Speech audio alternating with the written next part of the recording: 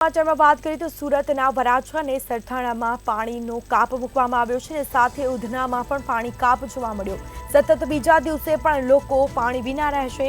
સીમાડા વીટી નગર પાસે મુખ્ય લાઇનમાં લીકેજ હોવાથી પાણી કાપથી 10 લાખથી વધુ લોકોને અસર પહોંચશે। મુખ્ય પાણીની લાઇનોની મરામત શરૂ કરવામાં આવી છે। તો સમાચાર સામે આવી રહ્યા છે। સતત બીજા દિવસે પણ લોકો પાણી વિના રહેશે। સીમાડા વીટીનગર પાસે મુખ્ય લાઇનમાં લીકેજ હોવાથી સમારકામ ચાલી રહ્યું છે અને તેના કારણે લોકોને પાણી મળશે નહીં। મુખ્ય લાઇન જે છે તેની મરામત છે તે શરૂ કરવામાં આવી છે। સતત બીજા દિવસે પણ લોકોને પાણી વિના જ રહેવું પડશે। સુરતના વરાછા સરથાણા ઉધનામાં પાણી કાપ મૂકવામાં આવ્યો છે તો એક તરફ આકરી ગરમી પડી રહી છે। લોકો પાણી માટે વલખા મારી રહ્યા છે, પરંતુ મહાનગરપાલિકા દ્વારા લોકોને અપીલ કરવામાં આવી છે, પાણીનો સંગ્રહ કરવાની લોકોને અપીલ કરી છે। તો મુખ્ય પાણીની લાઇનની મરામત શરૂ કરવામાં આવી છે। પાણી કાપથી 10 લાખથી વધુ લોકોને તેની અસર પહોંચશે। પાણી નહીં મળે લોકોને। સીમાડા વીટીનગર પાસે મુખ્ય લાઇનમાં લીકેજ હોવાથી તેનું સમારકામ ચાલી રહ્યું છે અને તેના કારણે લોકોને પાણી મળશે નહીં। તો તાત્કાલિક ધોરણે આ કામગીરી છે તે હાથ ધરવામાં આવી છે। સતત બીજા દિવસે પણ લોકો પાણી વિના રહેશે। સીમાડા વીટીનગર પાસે મુખ્ય લાઇનમાં લીકેજ જોવા મળ્યું છે અને તેના કારણે પાણી મળશે નહીં। તો મુખ્ય પાણીની લાઇનની મરામત શરૂ કરવામાં આવી છે, સમારકામ ચાલી રહ્યું છે। તો બીજા દિવસે પણ લોકો પાણીથી વંચિત રહેશે, પાણી મળશે નહીં। સુરતના વરાછા સરથાણા ઉધનામાં પાણી કાપ મૂકવામાં આવ્યો છે।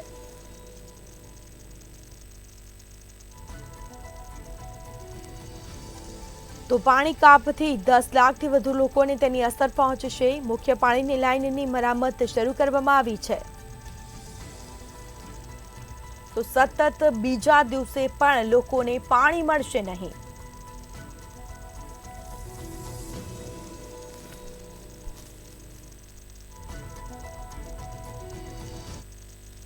વરાછા એ અને વરાછા બી ઝોન મળી કુલ 10 લાખ ઘરો જે છે ત્યાં પાણીનો કાપ જે છે તે આજે કરવામાં આવ્યો છે। જે પ્રકારે સુરતના સીમાડા વીટી સર્કલ પાસે પાણીની પાઇપલાઇનમાં લીકેજ હતું અને તે લીકેજ દૂર કરવાની કામગીરીને લઈને આ પાણી કાપ કરવામાં આવ્યું છે। જોઈ શકાય છે જે પ્રકારે આ દ્રશ્યોમાં કે જ્યાં પાણી કાપ છે ને આ પાણી આના માટે જ કાપ કરવામાં આવ્યું છે। જે પ્રકારે લીકેજ છે પાણીની લાઇનમાં અને આ લીકેજ છે તે દૂર કરવા માટે થઈને આજે પાણી કાપ કરવામાં આવ્યું છે। મહત્વનું કહી શકાય કે આ પાણી કાપને લઈને 10 લાખથી વધુ લોકો છે તેને અસર થશે। ખાસ કરીને સુરતના વરાછા ઝોન એ અને બી તથા ઉધના લીંબાયત ઝોનના મળી કુલ 10 લાખ લોકો જે છે તેમને પાણી કાપની અસર છે તે વર્તાશે। ખાસ કરીને સુરત મહાનગરપાલિકા જે છે તેમણે આગલા દિવસે જ નોટિફિકેશન બહાર પાડ્યું હતું અને કોઈપણ લોકો જે છે તેમને પાણીને કાપની અસર ન પડે તે માટે થઈને પાણી સંગ્રહ કરવાની પણ અપીલ કરવામાં આવી હતી। એટલે એકંદરે જોઈ શકાય છે સુરતના જે પ્રકારે સીમાડા વિસ્તાર જે છે તે સીમાડા વિસ્તારમાં આ પ્રકારે પાણીની જે મેઇન લાઇન છે તેમાં લીકેજ હતું અને આ લીકેજ જે છે તેમને દૂર કરવાની અવારનવાર જે કામગીરી છે તે કરવામાં આવતી હતી। ત્યારે ફરી એક વખત લીકેજ થયું હતું ને તેને જ લઈને સુરત મહાનગરપાલિકાની જે ટીમ છે તે વહેલી સવારથી જ આ પ્રકારની કામગીરી જે છે લીકેજની જે પરિસ્થિતિ છે તે દૂર કરવા માટે પહોંચી છે અને જોઈ શકાય છે જે પ્રકારે લીકેજ છે તેની કામગીરી હાથ ધરવામાં આવી રહી છે।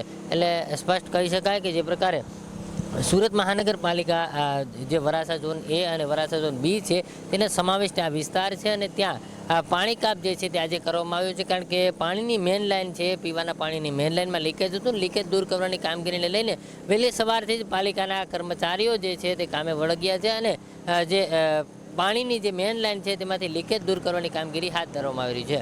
કેમેરામેન કેસી વકાસે સાથે દિવેશ પરમાર, મંતવ્ય ન્યૂઝ, સુરત।